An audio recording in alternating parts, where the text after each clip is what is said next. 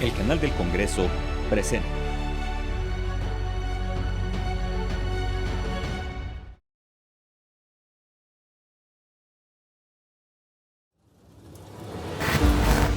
Qué gusto saludarlos en Vértice Internacional. Soy Rina Musali. Bienvenidos a este programa que analiza el acontecer mundial. El día de hoy revisamos un tema clave y fundamental, la orden de arresto en contra de Vladimir Putin por parte de la Corte Penal Internacional. Un tema que no pierde vigencia y que dará mucho de qué hablar en las siguientes semanas porque sienta un enorme precedente para que los países rindan cuentas cuando en tiempos de guerra estamos violando el derecho internacional humanitario. Varias preguntas asaltan a la razón, pero ¿qué implicaciones y afectaciones tiene esto para el mundo? ¿Qué mensajes le da esta orden de arresto a la comunidad internacional? ¿Se tendrá que implantar un tribunal especial o ad hoc para enjuiciar personalmente a Vladimir Putin? Y por otro lado, también nos preguntamos sobre las virtudes y las fallas de la Corte Penal Internacional y sobre todo si va a proceder la orden de arresto en contra del presidente ruso. Les pido por favor que nos acompañen.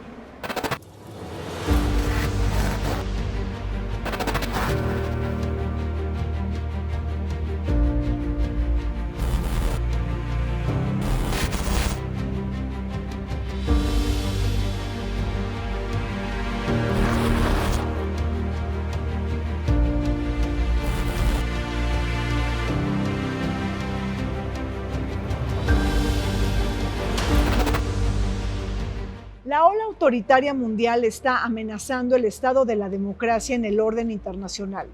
La furia populista y nacionalista ha puesto en riesgo la cultura de los derechos humanos, la rendición de cuentas y la aplicación del derecho humanitario internacional.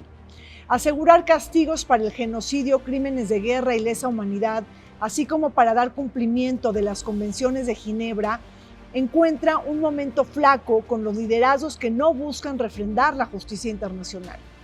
De fallar en la consigna de no universalizar la cultura de los derechos humanos y socializar sus virtudes y atributos, el siglo XXI promete ser más barbárico que el siglo XX.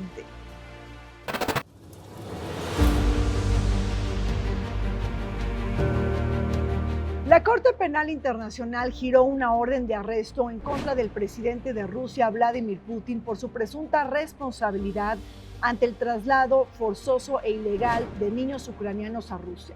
Un tema candente que genera muchísimos cuestionamientos, pero que también nos permite hacer análisis en torno a las violaciones al derecho internacional humanitario en tiempos de guerra. Para hablar de este importante tema nos acompañan desde la antigua planta de bombeo Xotepingo la doctora Guadalupe Peña. Ella es académica de la Universidad La Salle. Guadalupe, bienvenida. Gracias por la invitación. El doctor Juan Manuel Portilla, él es un experto en Derecho Internacional Humanitario y también es académico de la FES Acatlán. Bienvenido. Con mucho gusto. Y nos acompaña la maestra Norma González Benítez. Ella es jefa de incidencia de Amnistía Internacional en México. Bienvenida, Norma. Gracias por la invitación. Norma, empezamos contigo. La invasión de Rusia a Ucrania pues ha generado un nuevo orden internacional, nuevos condicionantes geopolíticos, geoeconómicos, pero también nos lleva a preguntarnos obligadamente sobre lo que está pasando en materia de violaciones al derecho internacional humanitario. Empecemos primero con esto. Tú miras una crisis de derechos humanos en Europa, la crisis más importante de las últimas décadas, con esta tragedia y con esta guerra. Sí, bueno, gracias por la invitación, por estar en este programa y bueno, te platico que justo desde Amnistía Internacional, apenas en esta semana, hace unos días, acabamos de publicar el informe global de Amnistía Internacional, donde hacemos una evaluación de 156 países de todo el mundo. Y bueno, una de las cosas que analizamos es cómo efectivamente uno de los legados de la guerra de Rusia contra Ucrania ha dejado entrever diversos aspectos, entre ellos, bueno, una crisis energética en todo el mundo, una crisis alimentaria también, pero también una de las cosas que nosotras vemos con mucha preocupación es la respuesta que han tenido los propios estados. Vemos por parte de los estados una respuesta de apoyo, sí, a parte de la guerra, pero también como una doble moral en otros contextos o en otros países también del mundo que también enfrentan estas violaciones gravísimas a los derechos humanos y que pareciera que se está extendiendo efectivamente en todo el globo, no solamente una situación propia, por supuesto, de la guerra que ahora está el foco, pero que también observamos estos crímenes en otros países. Claro. Ahora, Guadalupe, cuando hablamos de la guerra, como que a las potencias centrales y sistémicas se les olvida que hay un derecho en tiempos de guerra. ¿Qué se puede hacer o no? O sea, ¿qué sí se puede hacer y qué no se puede hacer en medio de un conflicto armado? Bueno, atendiendo al público al que vamos dirigidos, les explicamos que justamente cuando estamos hablando de conflictos armados internacionales, las potencias o los países que participan tienen que ceñirse a los convenios de Ginebra de 1949. Lo que vamos a observar con todo este escándalo de esta orden en contra de Putin es que precisamente esta acusación, en especial hacia Putin, tiene que ver con delitos que se catalogan como crímenes de guerra. Y justamente aquí lo que se está evidenciando es que en esta situación de la invasión a Ucrania, pues hay actos que pueden configurar distintos supuestos de los crímenes de guerra, entre ellos esto del desplazamiento o el traslado de niños en contra de la voluntad de los padres, ¿no? Claro. Ahora, Juan Manuel, efectivamente tenemos que el objetivo del derecho internacional humanitario es preservar cierta humanidad en tiempos de guerra y sobre todo proteger a las poblaciones más vulnerables. Precisamente, ¿de qué se le acusa particularmente a Vladimir Putin? Y si tú lo ves esto posible, es decir, ¿va a proceder esta orden de arresto en contra de Vladimir Putin? Sí, habría que verlo en dos planos. Primero, el derecho internacional humanitario, que básicamente son las convenciones de Ginebra y las viejas convenciones de la Haya también, y una serie de instrumentos. Estamos hablando de más de 1000 artículos, ¿no? Y por cierto, las convenciones de la Haya tienen más estados miembros que la propia Carta de la ONU. Hay que decir que incluso todos los países, incluido Rusia, todos están en los convenios de Ginebra, ¿no? Israel mismo, ¿no? Que también que de repente, bueno, ya otro problema es la implementación de los convenios hacia adentro, pero eso es un problema más técnico, ¿no? Y bueno, evidentemente, más allá de los señalamientos de invasión y violaciones a la Carta de la ONU, aquí la parte del derecho humanitario entra en el sentido de la protección de las víctimas de guerra, prisioneros de guerra, civiles, combatientes. Y bueno, sin duda los civiles, que es la Cuarta Convención de Ginebra, pues son los más vulnerables, y los más vulnerables, pues los niños, evidentemente, ¿no? Entonces ahí hay un problema muy grave, porque justamente estos crímenes se están cometiendo en contra de los niños y de la familia y de los padres de los mismos, ¿no? Por eso de ahí la gravedad y por eso se ha activado ese mecanismo de la Corte Penal Internacional. Ahora, cuando decimos el traslado forzoso de niños de Ucrania a Rusia, estamos hablando de un crimen de guerra, de un crimen de lesa humanidad, de un crimen de agresión, Norma. Bueno, desde Amnistía Internacional, cuando empezamos a documentar, cuando empieza la guerra, que empezamos a documentar todas las situaciones y violaciones a derechos humanos que empezaron a ocurrir, una de las cosas justo que observábamos era este desplazamiento forzado que ocurría con niños. Documentamos también cómo hubo la extracción de población, niños, pero también personas con discapacidad y personas adultas mayores que fueron extraídas de donde estaban habitando para ser desplazadas a estas ciudades ocupadas por Rusia. Entonces, desde ese momento lo que empezamos a observar es que se trataba de crímenes cometidos en estos contextos de guerra, ¿no? Y ahí, como ya señalaban los colegas, pues hay que resaltar que cuando hay estas guerras, digo, acá lo comentarán mejor los compañeros, hay ciertas normas que se tendrían que respetar o ciertos principios que se tendrían que respetar, sobre todo que tienen que ver con la población civil, ¿no? Y en ese sentido, hablando de una población tan en contextos de tanta vulnerabilidad como son los propios niños, pues estamos hablando también de crímenes terribles que pueden ser considerados de lesa humanidad, ¿no? Y que incluso ahora se habla de guerra, ¿no? Ahora, pero ¿cuál es la diferencia de un crimen de guerra y de lesa humanidad y un crimen de agresión, Guadalupe?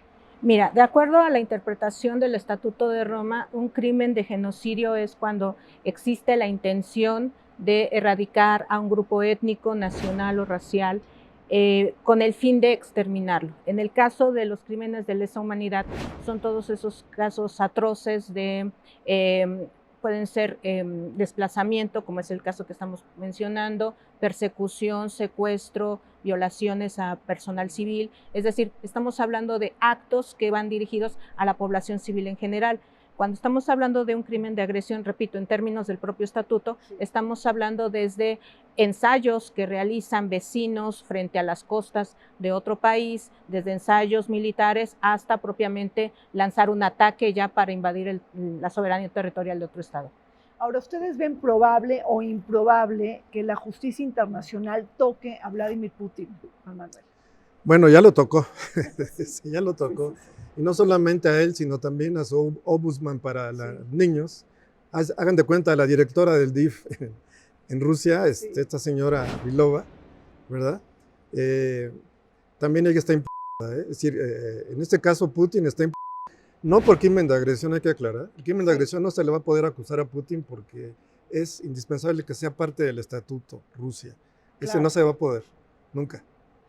Los otros sí, porque Ucrania, que tampoco es parte del estatuto, allá cuando la incursión en Crimea y esa parte del Donbass, realmente la guerra viene desde 2014. Sí. No es una guerra de un año y pico, es una guerra ya de casi 10 años, ¿no? Porque no ha dejado de haber guerra desde 2014. No olvidemos que Crimea y toda esa península fue anexada por Rusia y crearon repúblicas satelitarias allá en el Donbass, ¿no? Lugansk y Donetsk y otras, ¿no? Sí. Incluso hay autoridades rusas ya ocupando, ejerciendo poder y gobierno, digamos, ¿no? Y de ahí trasladando a población. Bueno, Putin está implicado por el traslado y la deportación ilegal forzosa, aunque también hay algunos que han sido voluntarios. Ahorita vamos a platicar un poquito, ¿no? Porque algunas se los llevan a campamentos a los niños. Ajá. Y en algún caso a los papás ucranianos han dicho, bueno, sí, para que ahorita no estén en la guerra, para que no estén expuestos, bueno, pues sí, pero luego me los regresan. Pero no siempre los han regresado. Pero, o sea, los papás permiten en algunos casos que los rusos se lleven a los niños. Está muy bien documentado en un estudio de la Universidad de Yale, por cierto, es un documento impecable. En algún caso sí, pero la mayoría son huérfanos o abandonados por la guerra, se los llevan, o incluso bajo el pretexto de atenderlos de salud o de alguna cuestión mental, lo trasladan. Bueno, se lo están llevando obviamente a los territorios ocupados. Pero hay un proceso de reeducación, hay 50 y tantos campamentos, algunos hasta Siberia, lejísimos, donde se llevan a los niños para reeducarlos, para rusificarlos. Ese es el objetivo de Vladimir Putin, es decir, rusificar a estos niños Guadalupe. Sí, hay todo un plan. Bueno, acá la justificación por parte de la Federación Rusa es esta. Previamente la Ombudsman por los Derechos de los Niños anunció que Putin firmó un decreto en el cual se tiene como población a proteger a los niños del conflicto armado. Aquí la razón de ser de esto es proporcionarles la nacionalidad rusa en cuanto se les desplaza, obviamente, de Lugansk, Donetsk, y se les interna al territorio ruso. Es decir, aquí hay una implicación de aplicación del derecho interno más allá del propio territorio. Además, cabe mencionar que en la Corte Penal Internacional recibieron la petición de Ucrania, porque Ucrania previamente, tras el conflicto en Crimea, presentó una posición ante la Fiscalía de la Corte Penal Internacional, y a esta petición se sumaron 43 países. Es por eso que la Fiscalía de la Corte Penal Internacional pudo iniciar la investigación, y precisamente en la investigación se fijaron que el elemento importante aquí era la protección de los niños. Digamos que esto era lo que causaba polémica. ¿Hay una protección o un desplazamiento forzado? O en su caso, el tema del adoctrinamiento o la nacionalidad forzosa, ¿no? A ver, Juan Manuel ha dicho, bueno, pues ya la justicia internacional está tocando a Vladimir Putin, pero hay un trecho muy grande para que lo materialicemos y realmente veamos un Vladimir Putin atrás de las rejas. Pero simbólicamente yo creo que esto es algo muy importante, Norma, en el sentido de que, bueno, pues primero hay un impacto en la opinión pública a nivel internacional, pero además también todo este interés de la comunidad internacional de aislar a Vladimir Putin. Sí, por supuesto. Igual consideramos que este acto, del acto mismo de la emisión de la orden que se lleve a cabo, puede haber un trecho enorme, pero es cierto que se manda un mensaje, ¿no? De entrada, el llevar a Putin a la corte manifiesta esta solidaridad, digamos, internacional de los países para poder llevar a una persona por estos crímenes ante la corte. Pero también se manda un mensaje de ojo, esto puede pasar con una persona, ¿no? O sea, el asunto político, digamos, más allá de que se lleve a cabo, ¿no? El mensaje político que se está mandando y simbólico puede ser importante. De entrada, él ya no podría salir de Rusia, ¿no? Que ya es un avance importante, porque su salida del país podría implicar que cualquiera de los estados que forman parte del estatuto pueda detenerlo en su territorio, ¿no? Entonces, ese es ya un primer golpe, por así decirlo, ¿no? Para que él no pueda salir del propio país, ¿no? Pero bueno, y hablando de golpes, Juan Manuel, ¿tú ves de manera óptima que la comunidad internacional catalogue a Vladimir Putin con una serie de acciones como un paria internacional? Bueno, es la comunidad a través de la Corte. La Corte Penal Internacional no es que esté en una crisis, es limitada, pero sí, está ejerciendo una jurisdicción que le corresponde. El fiscal desde hace un año ya había iniciado esta acción, ha hecho 10 visitas a Ucrania y a la zona ocupada. Karim Khan, Sí, Karim Khan, ¿no? inglés de origen pakistaní creo, pero sí, británico él británico. Y un abogado internacionalista de mucho prestigio, ¿no? Incluso, en fin, pero bueno, Putin está acusado de dos cosas, de esos crímenes que hace mencionar y aparte por responsabilidad jerárquica, que es muy importante. ¿Por qué? Responsabilidad jerárquica. Ajá. Él como jefe de Estado es responsable de toda la cadena de mando, ¿no? Que es una parte muy importante, ¿no? Y la señora Vilova está acusada nada más por la parte de deportación ilegal, ¿no? Ahora, Putin sí puede viajar a los países amigos. De hecho, claro, en estos últimos años ha visitado 8 países, ¿no? O sea, no lo van a detener en China, no lo van a detener en Bielorrusia. No o en la India, ¿no? Sí. O en Por cierto, hay un próximo BRICS, una ceremonia, una cumbre de BRICS en verano, a la que él forma parte de Rusia, igual que Sudáfrica y la India, pero no va a acudir seguramente. Hay un caso ahí en Sudáfrica, cuando al-Bashir acudió, el presidente de Sudán, acusado de genocidio, acudió y Sudáfrica le permitió salir y después ya hubo un orden de arresto, pero ya estaba fuera, Sí. y hubo todo un problema legal. O sea, Putin ya se sumó al club de varios, que es Milosevic, Gaddafi, al-Bashir, Charles Taylor, que en otros tribunales Sí. ya habían sido condenados. O sea, lo que pasa es que Putin tiene 70 años. De aquí a que pase un proceso y de que hubiera un cambio en Rusia, como lo hubo en Serbia con Milosevic, pues ya no se va a ver.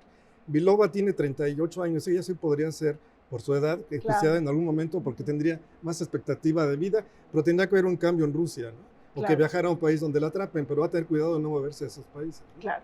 Ahora, Guadalupe, cualquier país que tenga alguna plática, una reunión, alguna cumbre con Vladimir Putin, bueno, pues no es bien visto porque pues hay 123 países que son miembros del Estatuto de Roma. Esto es como un acto disuasivo, pero también es un pensamiento ingenuo. Estamos hablando de un líder de los más importantes del mundo, de una región, de una potencia central sistémica que tiene armamento nuclear. Es decir, no es Omar al-Bashir, ¿no? Por así decirlo, como el expresidente de Sudán, digo, ya que Juan Manuel lo estás mencionando. Uh-huh. Pues mira, yo creo que es un tanto tomarlo por dos enfoques. Uno del político, obviamente aquí estamos apostando a que en el futuro pueda existir esta posibilidad, y lo remarco, posibilidad, de que haya un cambio, como lo señalaba Juan Manuel, y que sean las propias instituciones de Rusia que decidan entregar a Putin en algún momento. Las órdenes de arresto de la Corte Penal Internacional, para ser efectivas, tardan mucho tiempo. Ahora, por el lado político, pues lo que vamos a ver es también un viraje interesante. Mencionaba también Juan Manuel el tema de los BRICS. Con la reciente visita de Xi Jinping a Rusia, obviamente hay un respaldo implícito a que los BRICS están más fuertes que nunca. Entonces, tomando en cuenta que va a haber una cumbre de los BRICS, con esto se reafirma esta posición. Y claro, repito, a nivel internacional yo creo que habrá una cierta negociación. ¿A qué vamos? No se pueden enemistar todos los miembros del Consejo de Seguridad con uno de los más importantes, y mucho menos hacer abierta la rivalidad de República Popular China con Estados Unidos dentro del Consejo. Ahora hablemos de los BRICS y bueno, pero también hay otras cumbres muy importantes. Está la cumbre del G20 en Norma en la India. Y bueno, pues India no forma parte del Estatuto de Roma. Ahí, ¿tú crees que Vladimir Putin, bueno, pues puede ir a la cumbre del G20? Digo que es realmente ya es el único, la única reunión en donde no lo han aislado. Es sumamente importante su presencia. Esa es una buena pregunta, ¿no? No, es un poco la expectativa que se tiene, ¿no? De los países, pues, o espectadores desde acá, qué es lo que va a pasar y bueno, ¿qué te digo? Sí, ahora, el tema, por ejemplo, de la paz, digo, ahorita decía Guadalupe que prácticamente se dio la visita de Xi Jinping a Rusia, pero se dio, ¿cuándo, Juan Manuel? Después de la orden de arresto de la Corte Penal. Y con todo y todo Xi Jinping fue, ¿correcto? Pero bueno, China no forma parte de eso. ¿Y cómo están viendo las perspectivas de paz ahora en Rusia, digo, este conflicto entre Rusia y Ucrania con la intermediación de China? Bueno, yo creo que hay que señalar lo que aconteció ayer, que ya Finlandia entró a la OTAN, ya se está ampliando y Suecia está por entrar, ¿no? Ya se desbloqueó un poco el chantaje un poco que había de Turquía, se desbloqueó. Y algo que trataba de impedir, una de las razones de esta guerra era que la OTAN no creciera, pues ya creció. O sea, por esa parte ya perdió Rusia, ¿no? Y bueno, y Finlandia, que era un país neutral, digamos, ¿no? Es un hecho extraordinario. Y bueno, yo creo que esta guerra es una guerra proxy, en cierto modo, es Occidente, es la OTAN contra Rusia. Pero bueno, mientras no se toque territorio de Ucrania por la OTAN, pues no se activan los mecanismos de la OTAN, pero de todos modos hay armamento de la OTAN, ¿no? Entonces esta guerra, y bueno, esta visita de Xi Jinping y realmente pues la gran potencia es China. Rusia es una economía un poquito similar a la de México, digamos, ¿no? No es una potencia de orden económico, aunque tiene mucha cuestión energética y bueno, su arsenal nuclear, incluso ya se salió el tratado, bueno, no, suspendió el tratado que tiene nuclear con Estados Unidos, por ejemplo, ¿no? Y bueno, ya han dicho que, bueno, ha habido barbaridades, por ejemplo, Medvedev, que fue también presidente, dijo que mandarían bombardear La Haya en la sede de la Corte, ¿no? Ah, eso dijo Medvedev. Sí, claro, por supuesto. Wow. Sabemos que él se turnaba el poder con sí, Putin. se cambiaban las cachuchas, ahora es ¿no? vicepresidente Ahora de seguridad. Era presidente y luego primer ministro, ¿no? Y ahora es vicepresidente de Seguridad Nacional. Y él afirmó, lo cual ya lo imputaría a un cargo en la Corte Penal porque está cometiendo un crimen contra la justicia internacional. Pudieran también ya indiciarlo, ¿no? A Medvedev. Sí, por esa declaración. Bueno, alguna vez Estados Unidos declaró también que bombardearía La Haya si imputaban a norteamericanos, ¿eh? Estados Unidos también en algún momento no acataba la Corte. Incluso Trump, cuando hubo un caso iniciado contra Israel, congeló cuentas de la Corte y de los jueces, cosa que Biden retiró, ¿no? Entonces, y eso apenas hace un par de años, ¿eh? O sea, Estados Unidos ha estado, incluso firmó el Estatuto de Roma y luego lo desfirmó, ¿no? Que es algo que no existe, sí, allá en sus tiempos, ¿no? Bueno, pues son datos claro, ahí interesantes. Ahora, Guadalupe, ¿cuál es tu opinión sobre estas perspectivas de paz? Digo, desde mi punto de vista, una paz lejana, pero es decir, la orden de arresto también lleva un mensaje sobre los intermediarios de la paz, porque si son 123 países que forman parte de la Corte Penal Internacional y que pueden entregar a Vladimir Putin, bueno, pues ahí hay un mensaje para que estos 123 pues no sean intermediarios, porque forman parte del Estatuto Roma. Eso le da también mayor oxígeno a China o a la India o a Turquía para que se apunten como mediadores.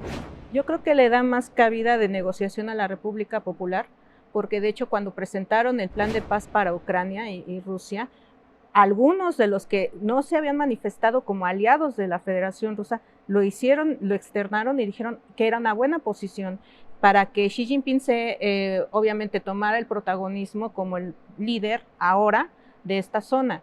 Yo creo que es más por una cuestión de política, digamos de voluntad política, el que se haya presentado primero este plan de paz, donde entre otras cosas lo que abogan es que Ucrania, a través de su presidente, bueno, se siente en una misma mesa de negociación con Vladimir Putin y acepte que dentro del territorio hubo movimientos militaristas y nazistas que obviamente ponen en riesgo a la población. Entonces, vaya, estamos hablando de discusiones que van en el extremo, pero repito, aquí el tema es la voluntad política y el posicionamiento de la República Popular. Ahora bien, tú mencionabas, bueno, ¿qué va a pasar con los demás países? Tendrían que ver la cartera primero. ¿Qué tanto dependen de la República Popular China como para respaldar exactamente esa propuesta de paz? O ver si pueden depender de Estados Unidos como piensan que puede tener un futuro, ¿no? Bueno, pues no olvidemos que China se ha apuntado distintos éxitos diplomáticos en tiempos recientes, sobre todo su intermediación en la normalización de las relaciones diplomáticas entre la República Islámica de Irán y Arabia Saudita, y ahora que presenta un plan de paz para cesar la guerra en Ucrania. Vamos a un corte, regresamos.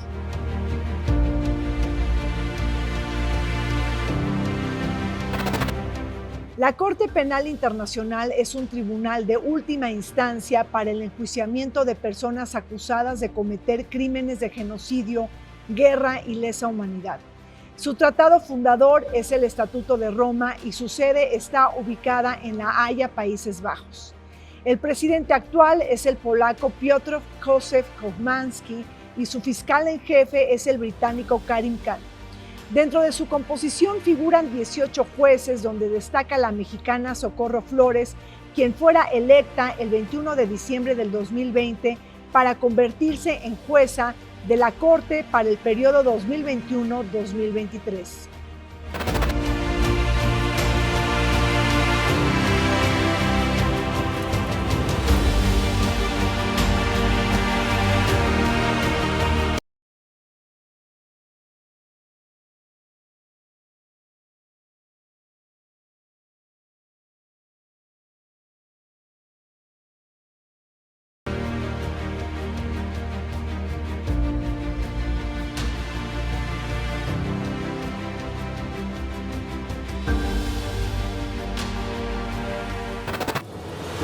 El mundo sigue mirando impávido el curso de la guerra Rusia-Ucrania, la escalada bélica que ha puesto a temblar los cimientos de la paz y la seguridad internacional y que ha reconfigurado la arquitectura de la seguridad europea.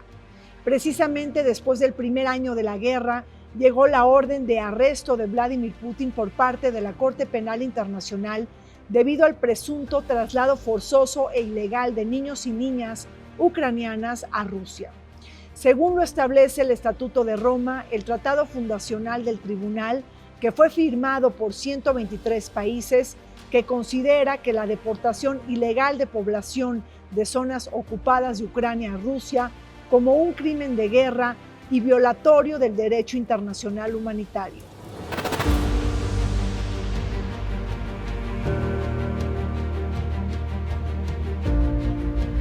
De regreso estamos conversando sobre las implicaciones y afectaciones de la orden de arresto de Vladimir Putin por parte de la Corte Penal Internacional.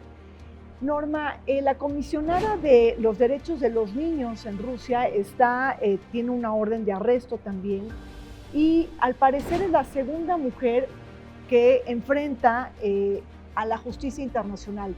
En algún momento hubo una mujer también de Ruanda que se le imputaban algunos cargos. ¿Cómo estás mirando el tema de género, ¿no?, con la Corte Penal Internacional? Es una muy buena pregunta. Aquí hay una situación, la responsabilidad que pueda enfrentar una persona por el cargo que ostenta en cualquiera de los países, y bueno, eso es una situación que tendrá que hacer frente en caso de ser arrestada y bueno, que tendrá que enfrentar ante la Corte.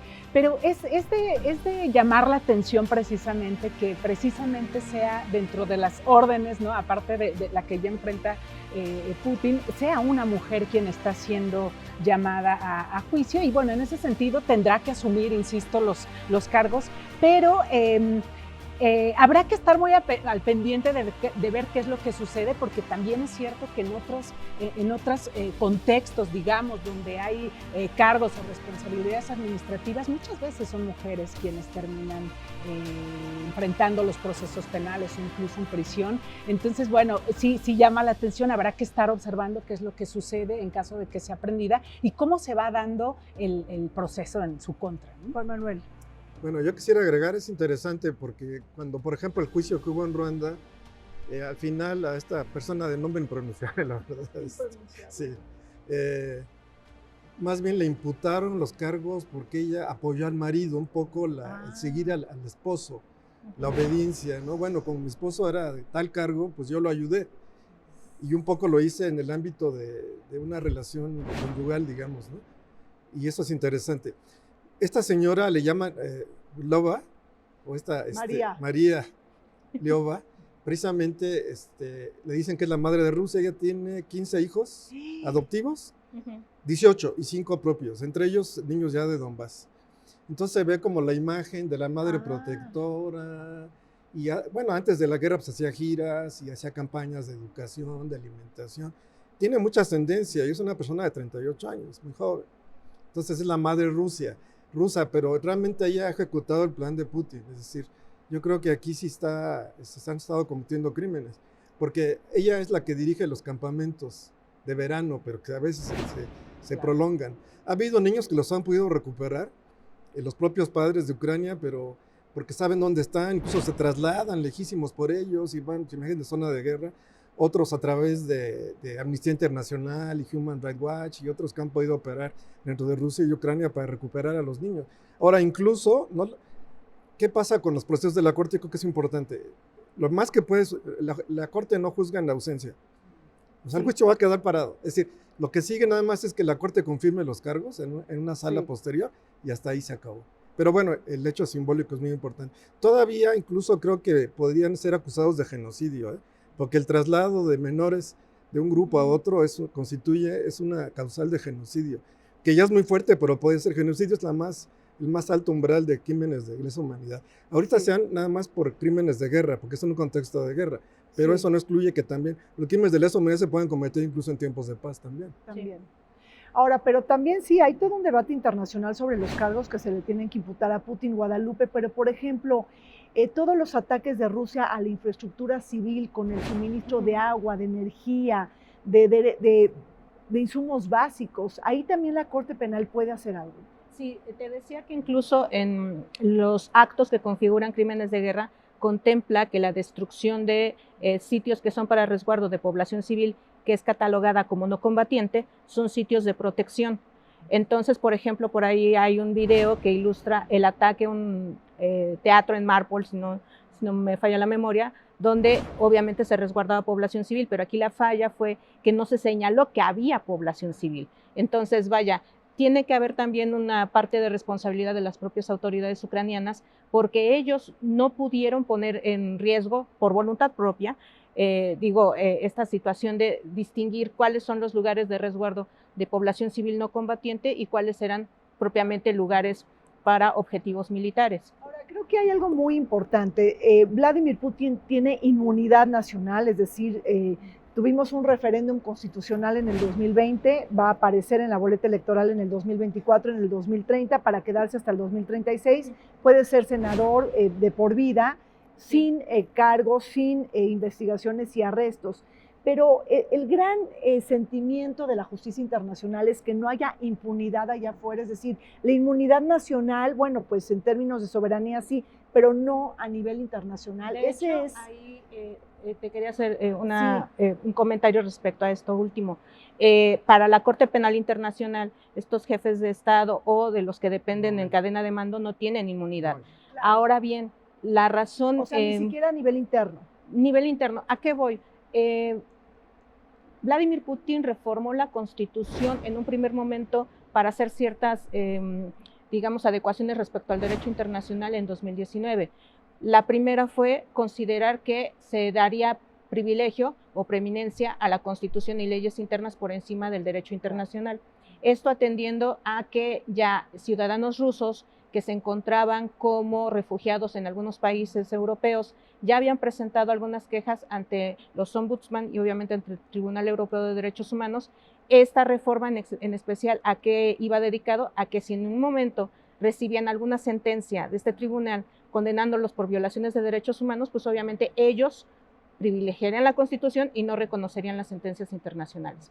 Ya en una última reforma que fue justamente del año pasado, reconocen ya los lugares ocupados del Donbass como parte del territorio ruso. Esto es, ya el reconocimiento de soberanía ya se amplía a estos territorios y se supone que con esto se confirma incluso la personalidad como jefe de Estado de Vladimir Putin en estos lugares. Yo creo que ahí hay una falla de origen, porque un territorio ocupado no puede ser soberanía del ocupante. Incluso las mismas convenciones de Ginebra y las viejas convenciones de la Haya prohíben que se altere el estatus de las personas, de nacionalidad, de leyes civiles. O sea, un territorio ocupado y anexado no es territorio.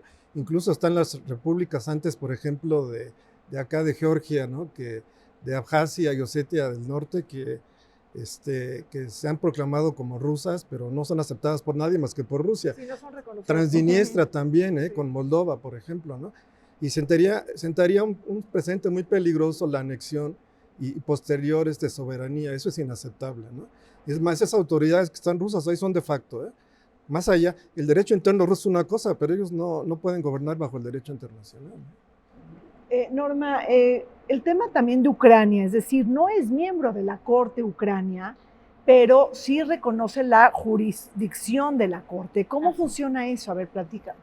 Bueno, ahí lo que yo entiendo es que si bien es cierto que no es parte, digamos, del Estatuto de Roma, el solo hecho de que haya reconocido en algún momento la jurisdicción de la Corte ya de alguna forma lo hace parte con estos como juicios ad hoc, entiendo, ¿no? Y el hecho de que hayan ocurrido estos crímenes en territorio ucraniano de alguna forma ya hace que sea posible, digamos, esta demanda o arresto que podría darse en contra de Putin. Para complementar precisamente a Norma, el artículo 13 del Estatuto de Roma señala que se puede recibir un caso para que se pueda declarar competente cuando un país, como es el caso de Ucrania, reconoce la competencia, pero además la Fiscalía es la que inicia la recepción de todas las quejas y es quien arma el caso para turnarlo a su vez a la sala de cuestiones preliminares. Yo creo que Volodymyr Zelensky se está muriendo los dientes, Juan Manuel, por no haber ingresado, ¿no?, como miembro de pleno derecho a la Corte. Bueno, no haría diferencia,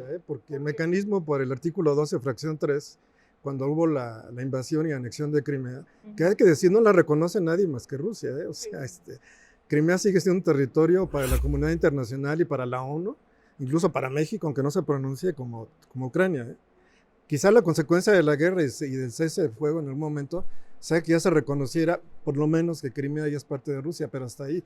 Pero acuérdense que incluso Crimea era parte de Rusia cuando la Unión Soviética y Khrushchev la cedió a Ucrania, entonces hubo una especie de retrocesión ya después de la separación, pero bueno, es otro asunto, ¿no? Pero no haría diferencia porque bajo ese mecanismo todos modos pudo, para lo que está sucediendo en Ucrania aplica la Corte, o sea, no haría diferencia tampoco, aunque Ucrania no haya firmado el estatuto y no lo haya ratificado, por vía de esa declaración ya pudo hacerlo, ¿no? No habría diferencia para el conflicto en Ucrania.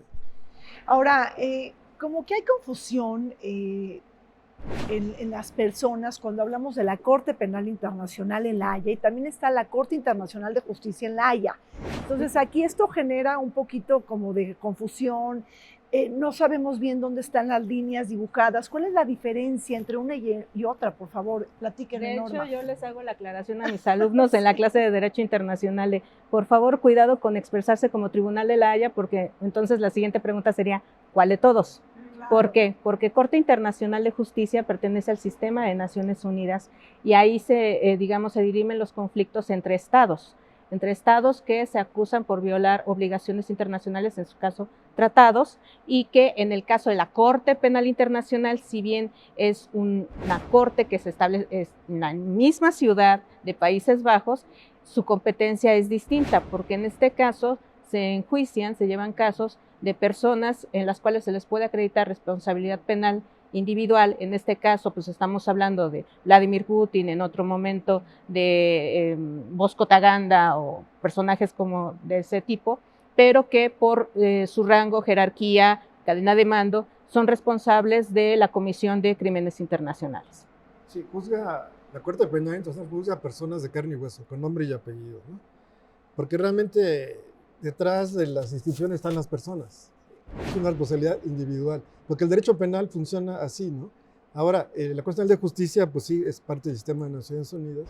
México es parte de los dos, y por cierto, habría que mencionar que México tiene una juez en la Corte Penal Socorro Internacional. Flores. Sí, una conocida y buena amiga. Sí. Y es importante, porque hay una juez mexicana ahí, que bueno, es juez Y es una mexicana, de carrera, sí, ¿no? embajadora, etc. ¿no?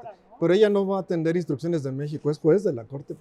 Y la Corte Penal tiene 18 jueces, la mitad son penalistas y la mitad internacionalistas, una combinación. Y la otra, todos son internacionalistas, ¿no? Y bueno, lo que pasa es que es más universal la Corte Nacional de Justicia, evidentemente. Sí. La Corte Penal, por lo mismo, pues está más limitada y las potencias, claramente, Estados Unidos, Rusia y China, no son parte de la misma, ¿no? Claro. Bueno, pues yo creo que una pregunta que me parece importante, Norma, es si de verdad podemos alcanzar la paz si no tenemos la anhelada rendición de cuentas. Claro, definitivamente parte de el hecho de que hoy se cometan toda esta serie de crímenes, pero que además históricamente se ha visto, tiene que ver con la rendición de cuentas. O sea, durante mucho tiempo, bueno, al principio, cuando recién comenzó la guerra, había varios de estos hechos fueron negados, ¿no? De las violaciones graves a derechos humanos que hoy podemos decir y aseverar que se llevaron a cabo, ejecuciones extrajudiciales. Nosotros hemos documentado casos de tortura, de desapariciones, pero además torturas, bueno, ¿qué les digo? Lo que se puedan imaginar. Todos estos reportes. Hay una comisión especial de la ONU que está investigando, pero digamos que paralelo a las investigaciones que pueda hacer la ONU, algunas organizaciones internacionales de derechos humanos como Amnistía Internacional hemos documentado los casos y el llamado que se hace es a modo de recomendaciones o tal cual como dice su nombre, llamados a los estados para que también se posicionen justo y haya esta rendición de cuentas por parte de los estados, ¿no? Y más cuando hay estas evidencias, ¿no? Lo que comentaba Guadalupe hace unos momentos, ¿no? Hay acuerdos que emitió Putin sobre la posibilidad de que los niños y niñas que ahora están en territorio ruso puedan ser adoptados y esas son pruebas, digamos, palpables, ¿no? Que no necesitan de mucha acreditación y que, bueno, se esperaría que esto ocurra en otras situaciones que no son tan fácilmente documentadas, ¿no? Se esperaría también, o uno de los llamados que hemos hecho desde Amnistía es que ahora se está, digamos, el proceso que se va a seguir es por el tema de niñas y niños, pero también se esperaría que haya otros procesos, ¿no? Por otros crímenes también, como todo lo que les decía, desapariciones extrajudiciales, tortura, todo etcétera. eso, se espera que en próximos días, y ya está preparando, la Corte Penal impute otros cargos al mismo Putin y a los altos cargos militares, precisamente por esos crímenes que tú mencionabas, Rina, de la destrucción de la infraestructura civil, atentado contra las personas, sus viviendas, contra la parte también de los cultivos, etcétera. Entonces, bueno, es probable que vengan nuevos cargos en la Corte Penal ya para los jefes militares, aparte de Putin, operando en Ucrania. Probablemente los veamos próximamente. Y hay una propuesta que no creo que progrese de un tribunal especial de agresión, que yo no veo por dónde salga si no la apoyan las potencias, evidentemente, ¿no? Claro. Que sería otro. Ahora, Guadalupe, ¿se puede hacer un tribunal especial ad hoc precisamente para procesar personalmente a Vladimir Putin? Estoy pensando, por ejemplo, el tribunal de Nuremberg para enjuiciar a todos a los nazis, es decir, ¿ves ahí algún parangón, alguna posibilidad? No, el momento histórico es totalmente distinto. Y fíjate que quisiera un poco regresarme a la primera observación, una pregunta que me hiciste y remitirme a esto último. De hecho, en la Corte Internacional de Justicia, ya Ucrania presentó una demanda en contra de la Federación Rusa, obviamente señalando que había violaciones incluso a la Convención de Viena de Derecho de los Tratados, porque Rusia invoca legislación nacional por encima de los tratados. La convención señala que se debe de acatar el artículo 27 que impide precisamente eso, y entre otras violaciones de obligaciones internacionales. Ahora bien, voy a esto que mencionabas, un tribunal especial para enjuiciar a Putin. Ya a estas alturas del partido ya creo que sería totalmente inviable, porque para eso era la creación de la Corte Penal Internacional, evitar tener tribunales ad hoc a modo con una interpretación muy sesgada del derecho internacional, ¿no? Bueno, pues vamos a un corte, regresamos.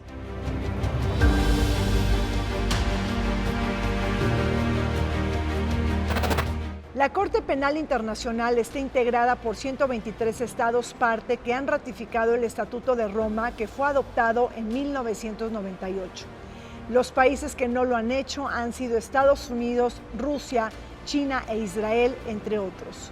Pese a que Ucrania no ha ratificado el Estatuto de la Corte, sí logró abrir una investigación sobre la situación que vive Ucrania por consecuencia de la guerra.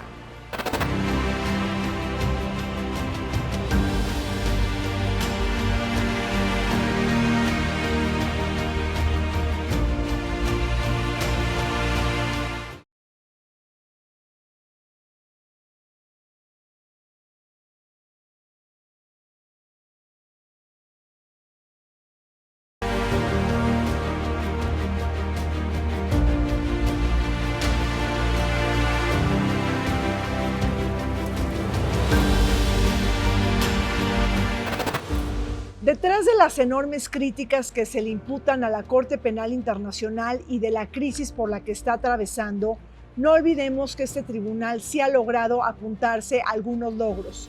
Thomas Lubanga, Charles Taylor y Laurent Gbagbo, entre otros, no pudieron evadir su cita con la justicia internacional por sus atrocidades cometidas en la República Democrática del Congo, Sierra Leona y Costa de Marfil. Sin embargo, otros genocidas no han sido castigados, como el revés que sufrió Fatou Bensouda por la revocación de la pena de Pierre Bemba, ex vicepresidente del Congo. Los obstáculos son muchos: la falta de recursos económicos, la laxa cooperación internacional y la ausencia de voluntad política de las potencias centrales para ratificar el Estatuto de Roma. Pues seguimos adelante conversando sobre esta orden de arresto en contra de Vladimir Putin por parte de la Corte Penal Internacional, un tema que tiene pues muchas ramificaciones y que seguramente dará mucho de qué hablar en las siguientes semanas.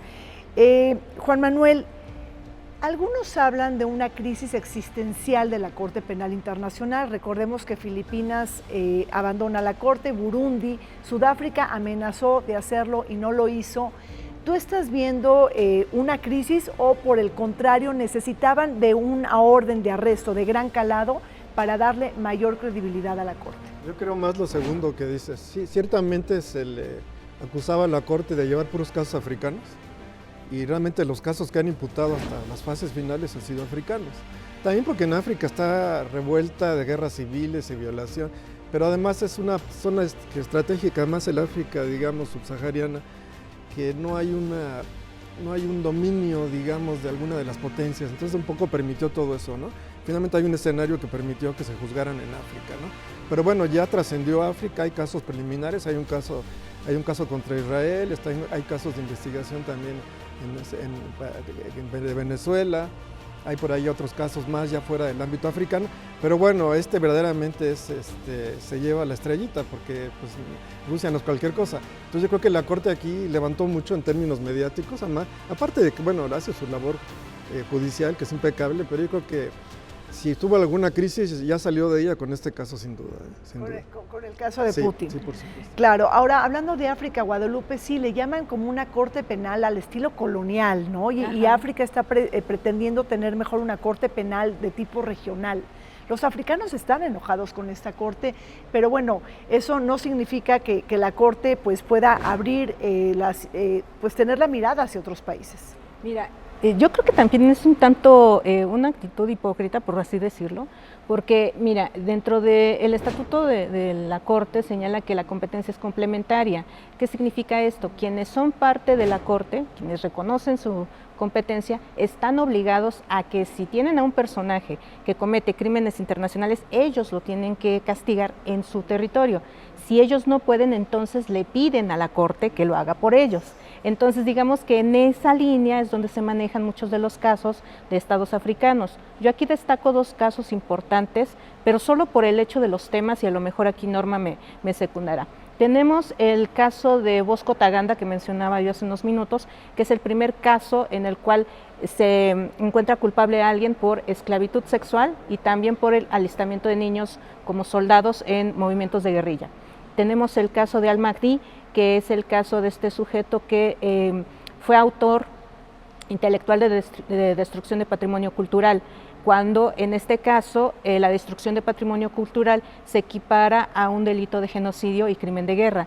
Entonces, vaya, estamos hablando de casos emblemáticos que a la Corte le permiten una interpretación un poco más amplia en sentido de ver qué otros actos configuran esos crímenes y claro, los resultados los tenemos con estos, en especial estos dos sujetos. Claro, repito, yo considero es un poco decir de los países africanos, mejor que alguien más lo haga en mi lugar, que yo tenga algún conflicto interno, ¿no? Ciertamente operaban más en estados fallidos, en que el sistema judicial está Incluso puede ser que, aunque sea complementaria, si el sistema judicial está totalmente caído o es notoriamente parcial, pueda operar la jurisdicción internacional. Y en esos casos de África, pues había un desastre total de Bueno, instituciones. Ni siquiera y Omar todo. al-Bashir pues llegó finalmente a estar en la corte, ¿no? O sea, no. inclusive se burló de la corte, viajó, ¿no?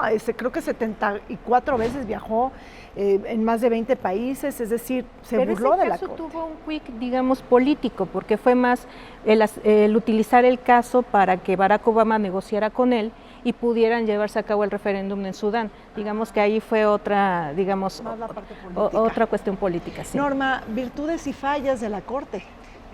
Bueno, yo coincido completamente con el doctor en el sentido de que este caso, ¿no? Lo que ahora está ocurriendo y que vemos a nivel internacional es una clara oportunidad para ver qué tanto podemos asegurar que hay una justicia, digamos, a nivel internacional por estos crímenes.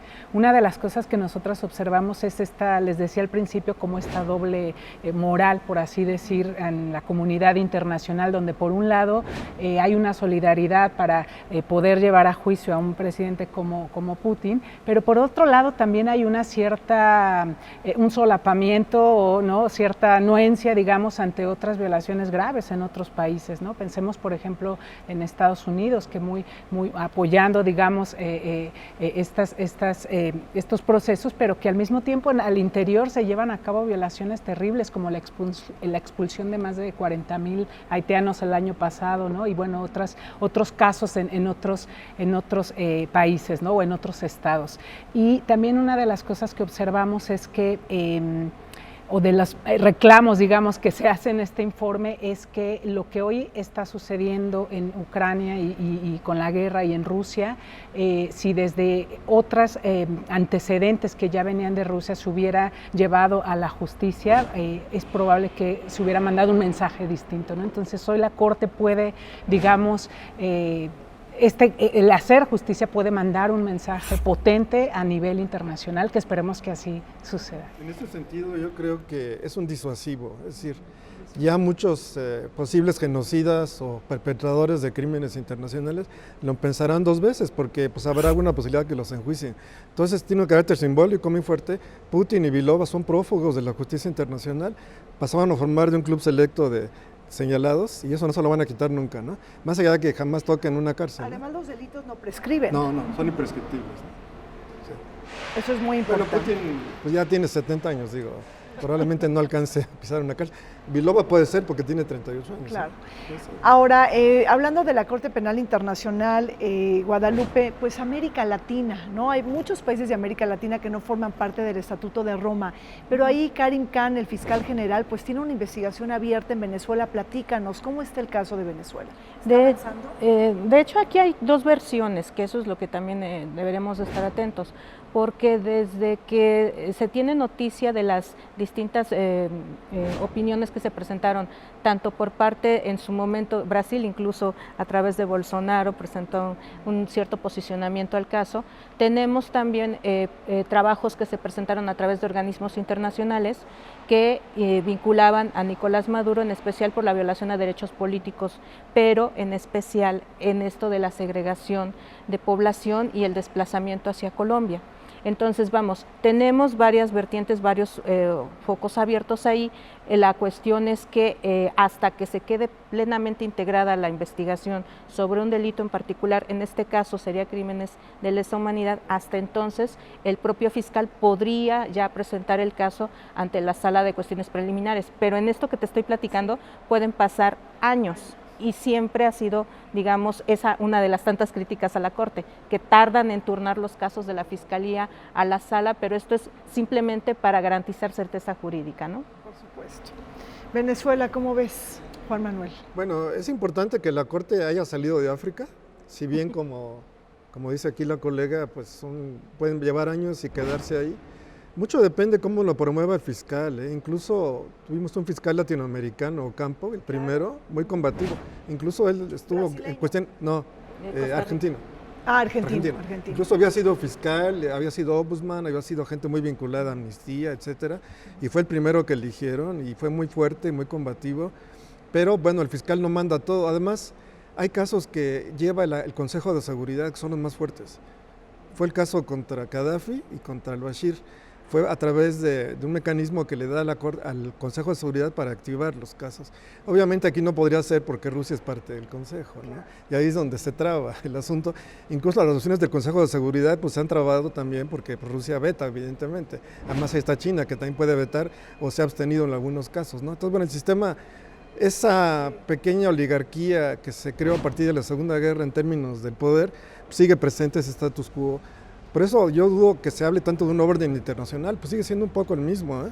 Sí. Sigue siendo un poco bastante el mismo, porque ahí están presentes en el Consejo de Seguridad, incluso hasta, si bien la Corte Penal no es un órgano propiamente de la ONU sí puede activarlo, ¿eh?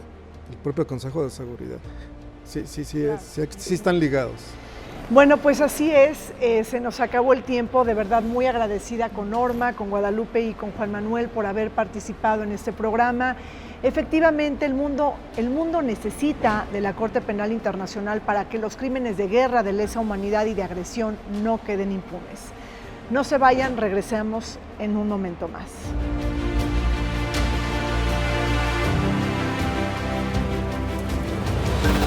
Algunos dictadores que han sido procesados por la Corte Penal Internacional han sido Slobodan Milosevic, del entonces ex Yugoslavia, Muammar el-Gaddafi de Libia, Omar al-Bashir de Sudán, Laurent Gbagbo de Costa de Marfil, así como Jan Kambanda de Ruanda.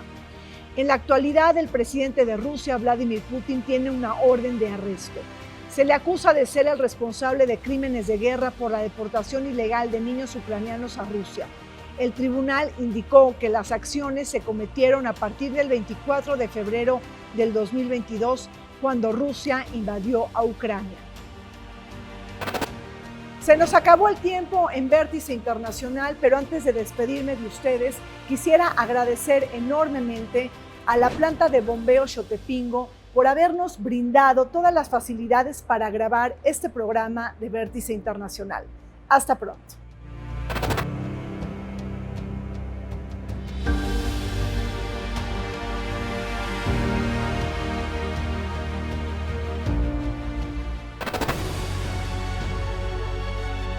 El canal del Congreso presentó